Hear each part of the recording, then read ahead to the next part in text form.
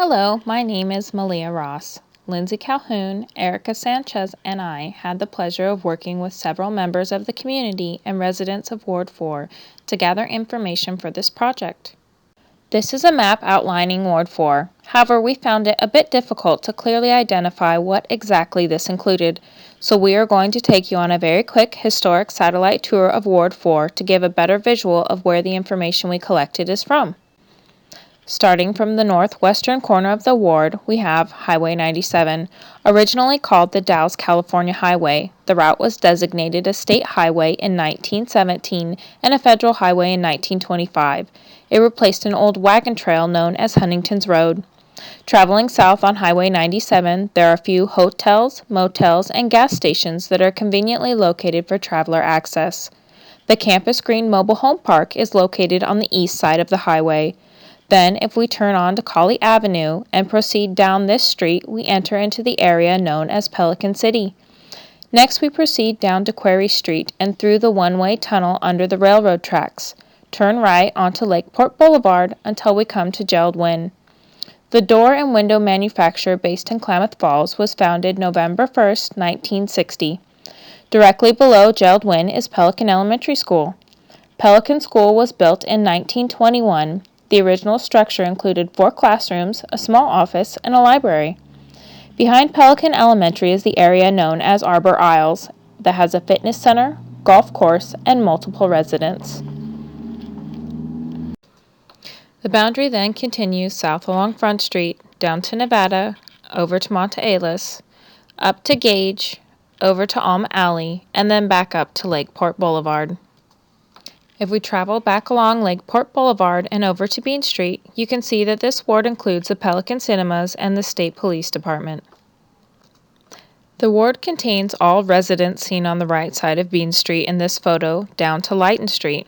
The boundary continues across Leighton to Sargent Avenue, then down to Shelley Street, across Shelley to Lexington, then down Lexington to Carlisle, 1 block across Carlisle, then up Johnson Avenue. From there, the boundary crosses over the railroad tracks and proceeds south down Crater Lake Parkway over to Manzanita Street. This area includes Kit Carson Park and Roosevelt Elementary. Roosevelt School was built in 1929 and originally housed grades 1 through 7. There are a number of retirement and assisted living communities and several medical facilities, including Sky Lakes Medical Center. Sky Lakes originally was called the Presbyterian Intercommunity Hospital when it was completed in 1965. Just across from the hospital is OIT. Oregon Institute of Technology provides high-tech education in fields ranging from engineering to nursing and medical imaging. The institute opened in July 1947 as Oregon Vocational School. Secondary data was collected from the 2010 U.S. Census, countyhealthrankings.org, the Healthy Klamath website, and the Klamath County Museum website.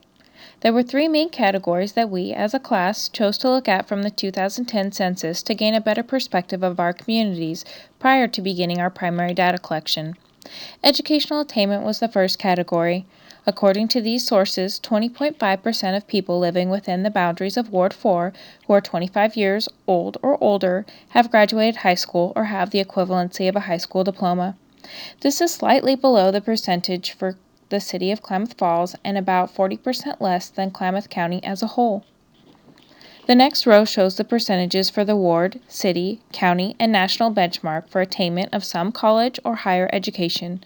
Ward 4 is slightly below the national benchmark of 70% and slightly above both the city and county percentiles. The next table shows the unemployment rate in this area is within 2% of the national benchmark at 6.9%, and almost half that of both the city of Klamath Falls and Klamath County as a whole. The median household income for this area is $49,826 per year. This is around $2,500 to $13,000 per year higher than the city, county, and national median household incomes. Healthcare facilities include, but are not limited to, Sky Lakes Medical Center, family practice clinics, and complementary specialty health practices. In addition to the educational facilities previously mentioned, Klamath Youth Development Center, also known as KYDC, is also located in this area. Additional services include the City and State Police, Klamath Falls Fire District 1 Station 4, Lutheran Community Services, and the recently relocated Klamath and Lake Community Action Services, or CLASS. These resources listed are physically located within the boundaries of Ward 4, but their services are not confined by political divisions and are available to the whole community. Primary data collected included interviews with members of City Council, schools, City Police, and a variety of community members. 3 focus groups were conducted, including Pelican Elementary School Student Council members ages 8 to 12 years old, a group of parents, and a group from a retirement community who were 62 years old or older. Although these groups were small, 5 main reoccurring themes were consistent among those interviewed. Lack of sidewalks were one of the main concerns for all 3 of the focus groups. One community member stated that there are just no safe routes to school when making reference to the area surrounding Pelican Elementary. Although there are sidewalks in the areas directly surrounding Roosevelt Elementary, during our windshield survey we noted that many children walk from areas that do not have sidewalks. These are a few pictures taken on Lakeport Boulevard just before Pelican Elementary School that highlight this concern. Members of the retirement community stated that there were no safe areas to walk along El Dorado or the hospital due to sporadic sidewalks. They attribute much of their decrease in physical activity levels to this. Substance use was the next theme noted during interviews. The students are concerned with how they are being influenced by adults in the community. This picture is of one city bus stop that sits along the fence at Pelican Elementary School. Students complained of the cigarette smoke that they inhaled during recess when people smoke while they wait for the bus. One quote from a student was, "We mirror our environments. What are we learning when we see adults smoking, drinking, and cursing?" Parents were concerned with the drug traffic brought to their neighborhoods. One longtime member of the community stated that, "Drugs have always been a problem here in Klamath. My kids said they could go anywhere in town and get any drug desired, and that was over 20 years ago. Can you imagine what it is like today?"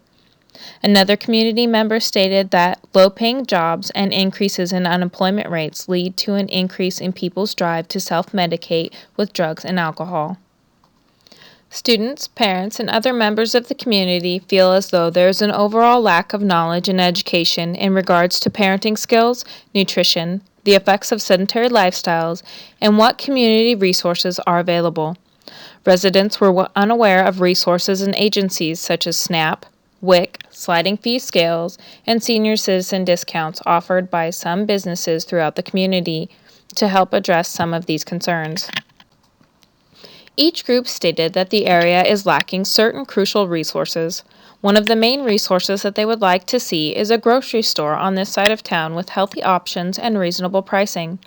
One resident from the Campus Green Mobile Home Park stated that it takes her an hour and a half with 3 young children to walk up this portion of Dan O'Brien Way to the closest city bus stop in front of OIT, just so she can get across town to the grocery store, and that is only if she plans a shopping trip for a time well before the last bus route at 6:30 p.m. Please note where the sidewalk ends and how narrow the shoulders are on the side of the road.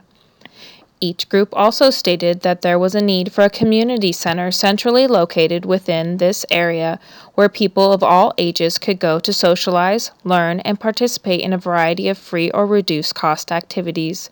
Additional emphasis was placed on a need for free after-school and summer programs for children. Certain safety concerns surfaced during each focus group. Students heavily emphasized concerns about lack of adult supervision for young children. One student stated, "I see lots of little kids walking around by themselves. This is scary because you don't know what could happen to them." Parents and older adults were concerned with the lack of crosswalks, stop signs, short school zone designations, and a disregard for speed limits. There were also many positive attributes of this community that the residents were pleased to share. These are a few short quotes to highlight the most commonly noted strengths. Parents and students felt lucky to have great teachers and principals in their community who show that they really care about their students. As far as a sense of community, most residents stated that they really enjoyed the small town feel where people look out for each other. They also stated that the surrounding wilderness and outdoor activities offered through Moore Park, Link River Trail, winter recreation, and Klamath Lake aquatic activities are a great benefit to living in Klamath Falls. In summary, the residents of Ward 4 in the city of Klamath Falls that were interviewed in regards to this project stated their top 5 health-related concerns were lack of sidewalks, substance use, lack of knowledge related to parenting, nutrition, sedentary lifestyle, and resources, limited resources, and safety related to child supervision, lack of residential signs, and a disregard for speed limits. The residents stated that they were happy with the overall sense of community, public education, healthcare services, and outdoor activities available in Klamath Falls. We would like to thank our community and all of the members who offered their time and opinions to assist with this project. Thank you.